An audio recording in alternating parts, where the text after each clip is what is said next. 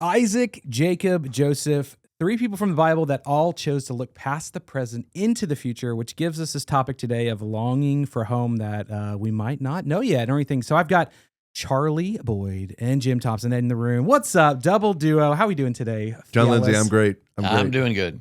Hey, I am glad to be here with you guys today. I think it's more fun with three people. Like I gotta just put that out there. This is my first time we're double teaming. How are Charlie and I not hosting and interviewing you? We could do that. I know. Yeah, we should turn this midway and just turn into that. This is kind of an unholy trinity. It is. Yeah, that's the name of our band. That's actually dropping an album this summer. Yeah, check that out on Spotify and all other places. Our first song is going to be "Just a Closer Walk with We." Just a closer walk with We. It was Charlie's first solo when he was 8 years old in church. A closer walk with We. That's a more fun one. So, hey, we're talking about longing for a home. Hebrews 11:20-22. This homesickness that we've been talking about, longing for a place we haven't been yet. That's the end of God's promises that we see in these characters. Before we get there, let me take you back. Give you this question. Gentlemen, if you could teleport back to your childhood home for exactly 1 hour today, what's the first thing you would do or look for? Oh, that's a great question. A little homesick question. There we go. Well, do you have an answer? Yeah, but it's not about me. It's about you guys. No, dude. Today. But do you? We have to think. You've already thought about it. What's mine? Yeah. My childhood one?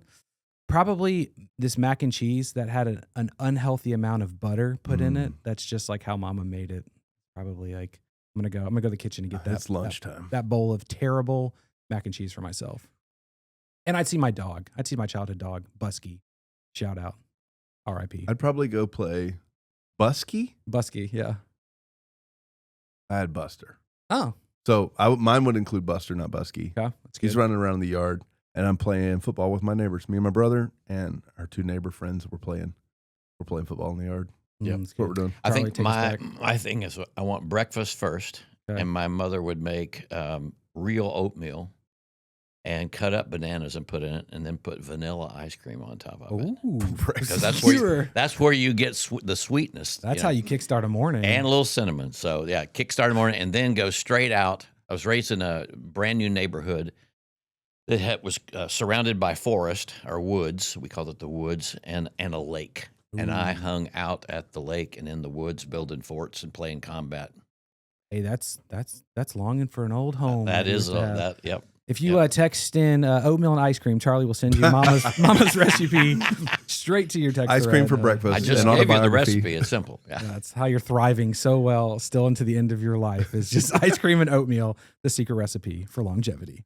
So, hey, we're looking at, God's promise. And as we look at these three characters of Isaac, Jacob, and Joseph, all three messed up dudes who have a history of not getting it right all the time, which thank goodness that the Bible is full of people like that. It makes me feel a little bit better about myself and how God can still use us. But there were things that we were pulling from each of those three characters that helped even people resonate with even kind of placing yourself in one of their stories. And so could you guys give us some just insight behind really those three characters as we opened them up?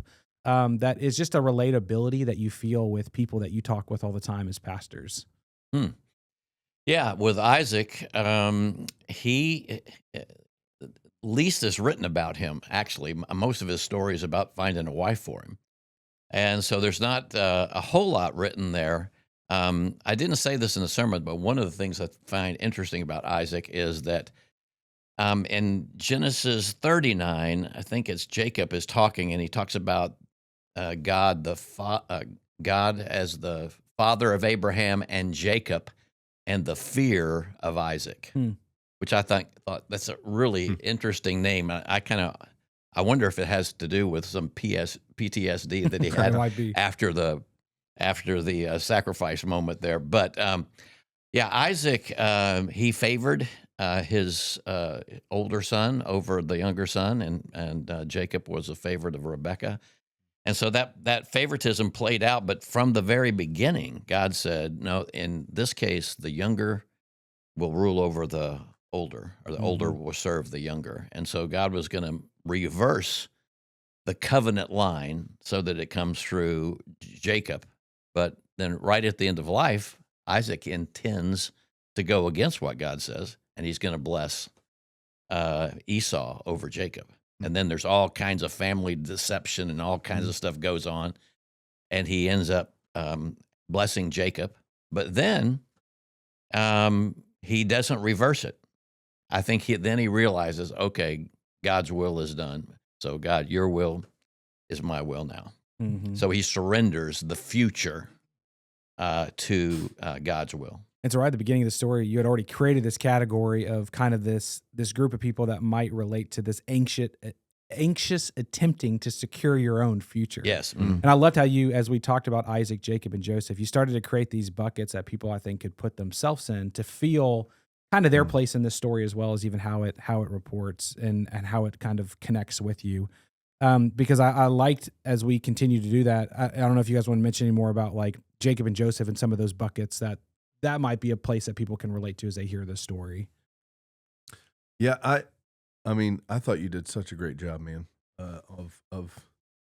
I'll do what you said in my own. This is the Jim NIV of Charlie's sermon, but like, there aren't large moments in our lives that are the ultimate definers, and so faith is not about doing everything right all the time. It is about faithfulness through the whole life lived, even when we're staring death in the face. And it's right there, because all three of these guys, the quick one-liners in Hebrews 11, it's all about them knowing that death is this next kind of thing for them. Mm-hmm. And so that's such a good reminder, because in our day-to-day, it feels like, well, this massive, terrible thing is ultimate reality for me. Mm. And for all three of these guys, who were idiots, who were deceivers, who missed the mark, in the end, they had to trust the Lord that those things weren't the dominant identifiers for who they were and who they belonged to and stuff. Mm-hmm. And so you insinuated that or stated that in some way, that when it comes to them finishing well, it was not about the things in their life, even the good stuff, where that was ultimate definition for them. And so faith looks past those kinds of things. And that was really helpful and thoughtful for me. And it is odd in Hebrews 11 that all three of these are grouped together in one sentence. Mm-hmm. Charlie and I were talking about this earlier, how the writer of Hebrews, he does 4 by faith for Abraham and then 3 quick one-liners. Mm. I'm studying Moses for next week. He gets 4 Moses by faith and then 3 quick one-liners. But all of these groupings in Hebrews 11 are to push us to a faith that endures even up to death and doesn't get shaky when death comes knocking, kind of thing. Mm-hmm. Yeah. Mm-hmm. Yeah, I love one of the lines that I heard this week was the restlessness. So I think with these 3 characters, there was a point in time where they're longing for something that this side of heaven isn't going to offer. There's an incompleteness to the life that I think all of us feel at some point, even when we feel comfortable and we feel like we've done it. It can lead to this life that isn't feeling like it's satisfied everything that's a part of who we are. And you talk about that restlessness then isn't a psychological thing; it's a spiritual thing.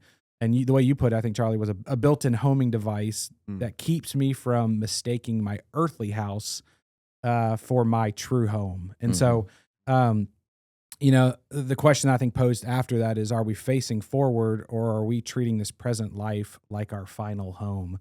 I then start to internalize that with, what are some of the indicators that I'm starting to go down that unhealthy road? Mm-hmm. Where, like, what are the indicators for people in our life, or somebody came and sat in your office and they're like, man, I want to do a self-audit, but I don't know what I'm looking for. But how do I know if I'm going down the road that has started to disengage from this end road, earthly home, earthly promise, and I'm starting to treat this present life like it's my final destination? Like, what's some thoughts that you would walk somebody through as a pastor for that? I think chasing after security and comfort. Come on. That's one that touches every one of us. And it tempts us to settle down, especially if we get to a degree of comfort that we go, oh, this feels really nice. Now, how can I keep this going? And you begin to orchestrate your life around the idea of, I want to be comfortable. And I want just a little bit more to be comfortable and a little bit more to be comfortable. And the other, so chasing after security here, I think the other thing too is finding your significance in what you do here. Now, that doesn't mean you don't enjoy your work, but is it my identity? Is my work my identity? And so I think one shorthand way of thinking about that is in terms of security and significance. And when we don't feel secure and we don't feel significant, then that restlessness really churns up. But it's not That's good. restlessness because of looking forward. It's restless. I'm not getting what I want here and now. Yeah. Do the question one more time. Yeah, I was saying, like, what are, somebody sits across from you in an office and they say, hey, Jim, what are some of the indicators? What are some of the dashboard lights that would start going off in my life if I was starting to neglect this longing for what God has promised beyond this life? And I'm really starting to settle into, like, this is all I have. This is my earth. I have to control it. This is my final home. Charlie hinted, I think the big three are comfort, control, and significance. Mm-hmm. And the wild bit about all three of those is as you grow and mature in your walk with Jesus, I think this is huge. I think about this every week. As you grow in your walk with Jesus, comfort, control, and significance. Learning when they are idols and when they are gifts. Because you're supposed to have self-control, fruit of the Spirit, So dude. good. You're supposed to get comfort and receive it as a gift from God, 2 Corinthians 1. And significance, like we're made in his image. We're redeemed. But comfort can be an idol, and control can be an idol, and significance can be an idol. So knowing when to receive those three things as part of our inheritance in Christ, and when to recognize that they're controlling us, that comfort, control, and significance are idols. So when you overfeel or over-experience control, like, oh, I have to, that's a dashboard light thing. That's an indicator for me, is when those things, when you refuse gratitude for those things, comfort, control, significance, when they are more about, like, I have to scratch this itch than gratitude, I think your homing device is off or something, like you're not rightly. Another one for me is like, if I sit across from somebody in my office and they're sharing their story of their life or this thing to me, and it's like an inability to emotionally respond well. They either under emote or over emote, and not just in the moment, but like I'll talk to them again in 6 or 8 weeks, and there's still a level of anger where I go, I know this is hard, but brother or sister, hey, And so those are the kinds of things to me that are indicators of like, on a very practical level, this world's not our home, and living like that's true, like these few verses said, is tough. But I think it's good to have guardrails, indicators, warning lights on the dashboard. Awareness of those things is really, really helpful. That's really good. Yeah, it's really helpful. I love there was a part in the sermon too where you guys really started to speak like how that awareness that this isn't our final place, how it changes your everyday living. Because I think as a podcast called On the Move that wants to focus on application and actually like putting into action the things that we hear on Sunday, I always love hearing those like rattle list off, and I always try to type them down because I know some of the ones that were on there was, hey, if that's your reality, if you really do believe this, like it changes how you speak to your children. It changes how you hold regrets and grudges. It changes how you face your own personal weaknesses. It changes how you work and how you worship. And I was like thinking about that, and I was like, man, if I really do believe what I believe, how do I start to filter my own life through that belief and that expectation that this isn't my final home, this isn't my final place? Because it really does change your outlook on your money, your family, your anything that you think is yours. And I think we see that even in the story of Jacob, where we start to look at and examine this. Like he started to acknowledge that weakness in himself and worship through that. And that's where you kind of created that category, Charlie, that I heard of like strivers and graspers and controllers, which like, I hate to find myself in that bucket, but more often I do, of like wanting to control this. And, but also the reassurance that God can take these deceivers and turn them into worshipers. Like what an encouraging note that you kind of talked about with that. And so, this statement, I want you to unpack a little bit, but what I wrote down was one of the greatest temptations for believers today is that we settle in the wrong country. Sometimes exile can become comfortable, and sometimes the wrong place can cause us to be so comfortable that we stop longing for the final place. Like, what an interesting thought of like just our country, the idea of being comfortable, that how that can almost replace the longing. How do you think through that and apply that to our daily lives of, again, how do we start to become aware of, has our comfort level really started to replace even the need for the desire to want a final place with God. Yeah, I think it used to be said, you can be so heavenly minded that you're no earthly good. Mm. And I don't, that it was said in churches. I mean, all my growing up years, Say it again. So heavenly you can minded. become so heavenly minded that you're no earthly good. Yeah. And I've come to see that's just entirely wrong, according to Hebrews 11, especially, is that we are on our way home and we are strangers and exiles here. And trying to and cultivating that mindset that this is not my ultimate home. That puts a different spin on comfort and control and success and significance and all of those kinds of things. It's like I can enjoy those things, like Jim was saying, as good gifts. Yeah. But if I settle down in them and think, this is life, this is the life. Well, yeah, it can be, but it's not the ultimate expression of life. So I think cultivating that mindset, I mean, and we have lots of opportunities to do that. Like when someone we love dies, we can remember all the good things and we can rejoice in those things. But there is that sadness that they're leaving us. But there is a home ahead of us where there'll be a great reunion. And so we don't have to just think about that at a funeral. You know, it's something that should permeate how we think about the Christian life. We're on a trajectory. We're on a path.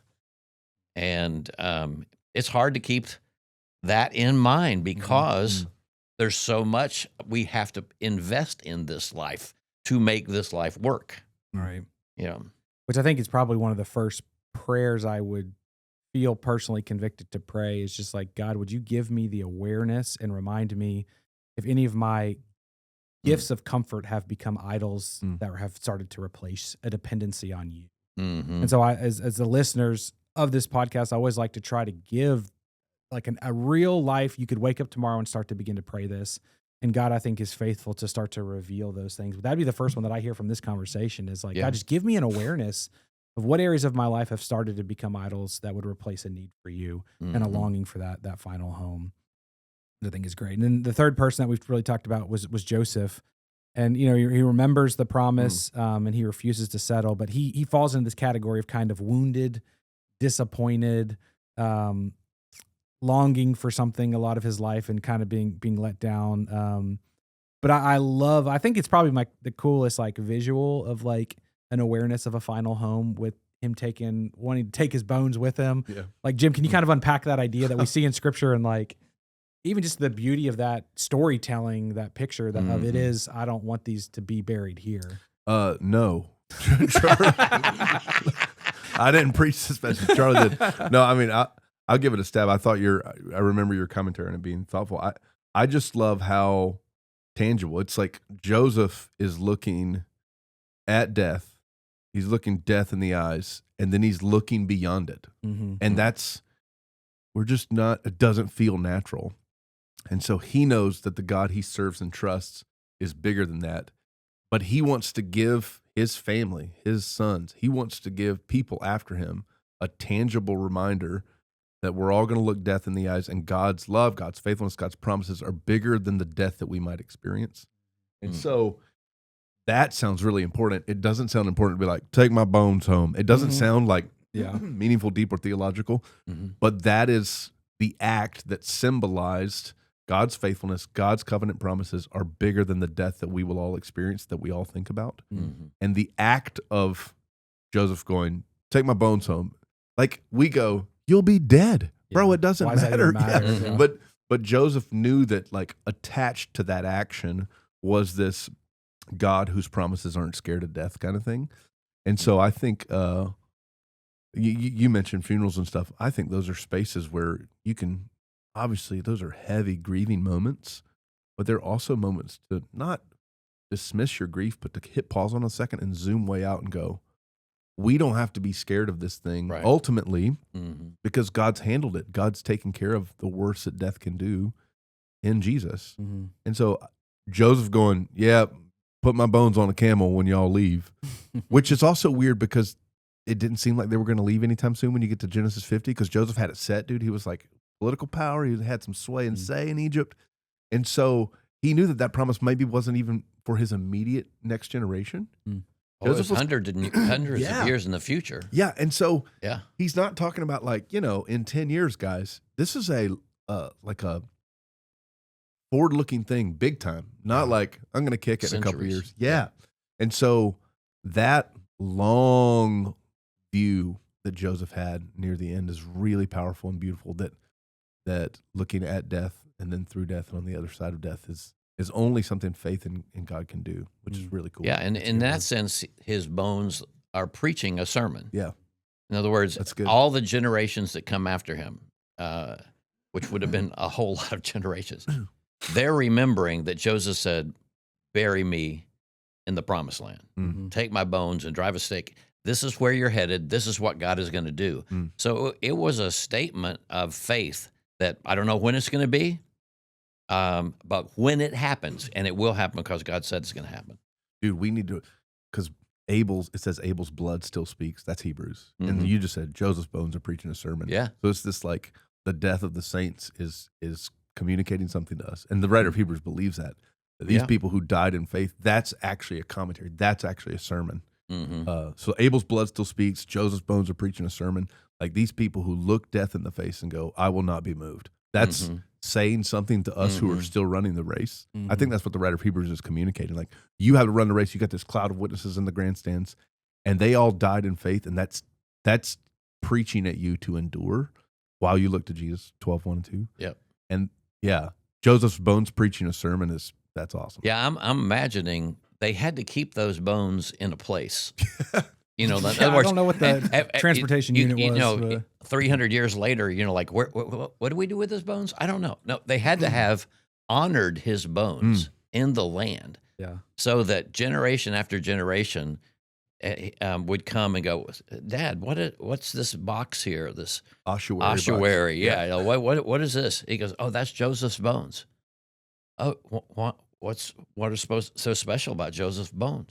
Because when God brings us out of Egypt, we're going to take Joseph and bury him in the promised land. That was his dying wish.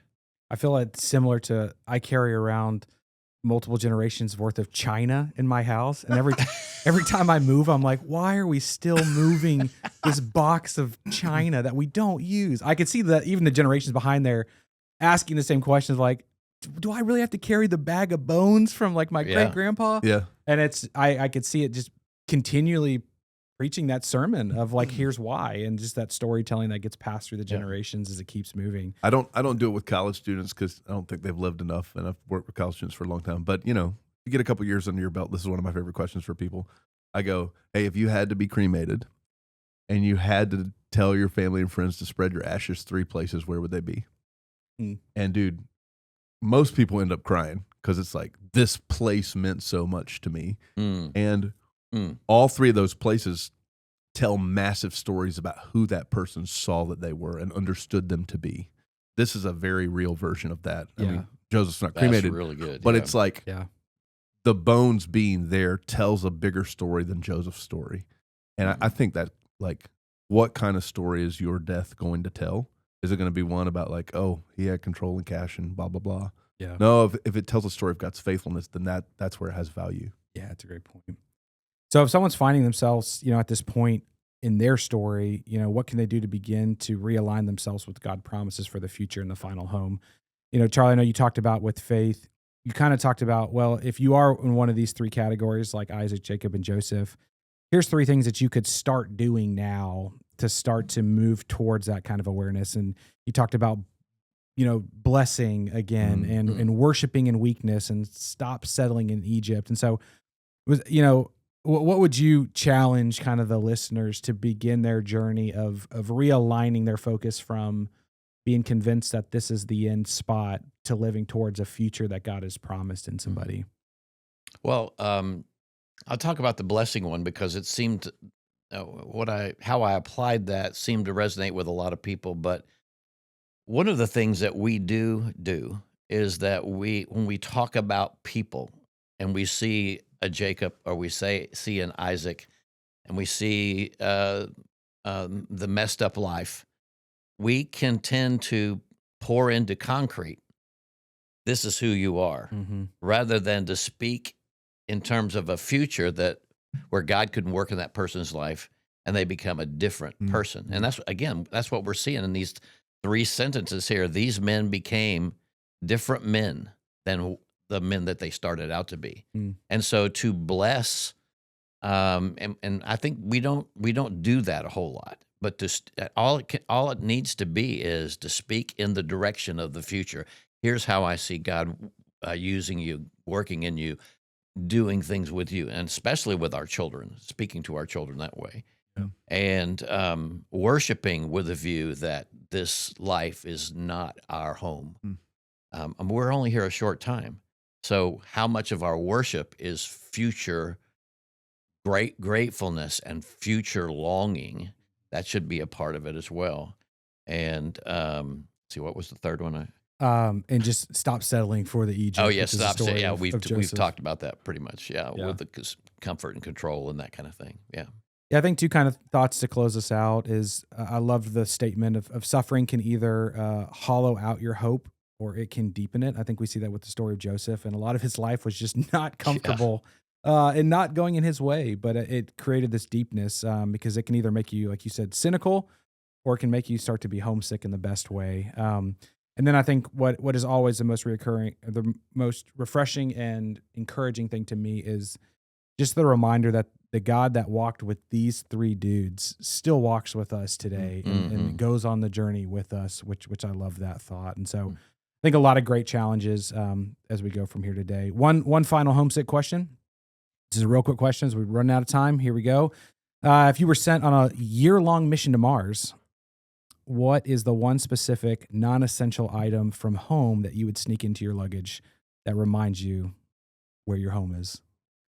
Okay, let's ask him that question. Yeah, you know the question's coming. You got to go first again. All right, for me, I've got my kid's got this stuffed animal. He's a fox. When he was first son born, his name is Cool Guy Fox. I would take Cool Guy Fox with me.